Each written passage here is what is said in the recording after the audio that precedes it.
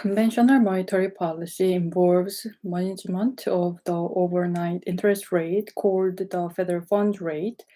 By raising and lowering the short-term interest rate, the Fed can influence a broader range of interest rates that in turn affects consumer spending, purchases of homes, capital investment by firms, and the like, and that provides demand for the output of the economy and can help stimulate a return to growth. Just a few words on the institutional aspects. Monetary policy is conducted by the Federal Open Market Committee, which meets in Washington every 8 times a year. During the crisis, it sometimes also held video conferences. When we have a meeting of the FOMC, there are 19 people sitting around the table. There are the 7 members of the Board of Governors who are appointed by the President and confirmed by the Senate. And then there are the 12 presidents of the 12 Federal Reserve Banks, each of whom is appointed by the board of directors of that regional reserve bank and then confirmed by the Board of Governors in Washington. So there are 19 people around the table. We all participate in the monetary policy discussion. When it comes time to vote, the system is a little bit more complicated. At any given meeting, only 12 people are able to vote. The 7 members of Board of Governors have a permanent vote at every meeting. The president of New York Federal Reserve Bank also has a permanent vote, which goes back to the beginning of the system and the fact that New York remains the financial capital of the United States.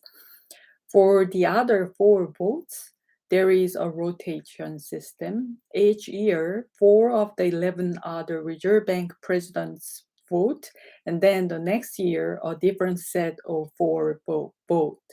So again, there is a total of 12 votes in any given meeting or on any given decision on monetary policy, but the entire group participates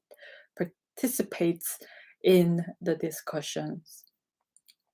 Figure 30 shows the federal funds rate, the short-term interest rate that is a normal tool the Fed uses for monetary policy. You can see that at the end of Chairman Greenspan's term and the beginning of my term in 2006, we were in the process of raising the federal funds rate in an attempt to normalize monetary policy after having easier policy earlier in the decade in order to help the economy recover from the 2001 recession. But in 2007, as problems began to appear in the subprime mortgage market, the Fed began to cut interest rates. You can see on the right side of the graph that interest rates were sharply reduced. And by December 2008, the federal funds rate was reduced to a range of between 0 and 25 basis points. A basis point is 100th of 1%, so 25 basis points means 1/4 of 1%. By December 2008, the federal funds rate was reduced basically to 0. December 2008. It cannot be cut anymore, obviously. So as of December 2008, conventional monetary policy was exhausted. We could cut the federal funds rate any further, and yet the economy clearly needed additional support. Into 2009, the economy was still contracting at a rapid rate. We needed something else to support recovery, and so we turned to less conventional monetary policy. The main tool we have used is what we in the Fed call the large-scale asset purchases, or LSAPs, known in the press and elsewhere as quantitative easing or QE. These large-scale asset purchases were an alternative way of easing monetary policy to provide support to the economy. So how does this work?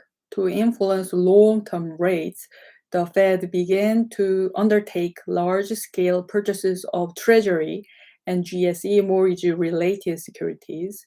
So just to be clear here, the securities that the Fed has been purchasing are government-guaranteed securities, either Treasury securities, that is, government debt of the United States, or Fannie and Freddie securities, which were guaranteed by the US government after Fannie and Freddie were taken into conservatorship. There have been two major rounds of large-scale asset purchases, one announced in March 2009, often known as QE1, and another announced in November 2010, known as QE2.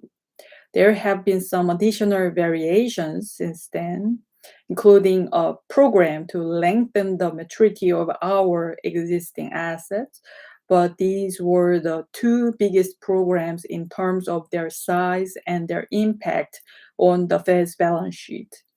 Taken together, these actions increased the Fed's balance sheet by more than $2 trillion.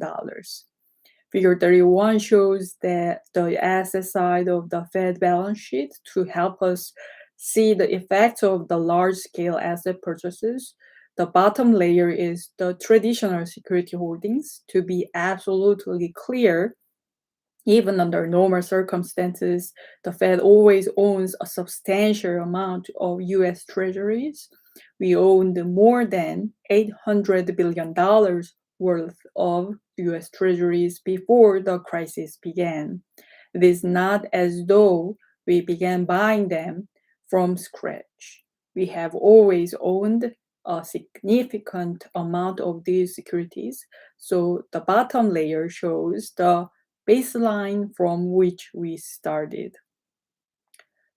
What else appeared on the Fed's balance sheet on the assets side during this period? The dark segment just above the traditional securities holdings represent assets acquired or loans made during the crisis period. You can see that in late 2008, our loans outstanding to financial institutions and to some other programs rose very sharply, but you can also see that as time passed, and certainly by early 2010, those initiatives, the late 2008, early 2010, those initiatives to address financial strength had been greatly reduced.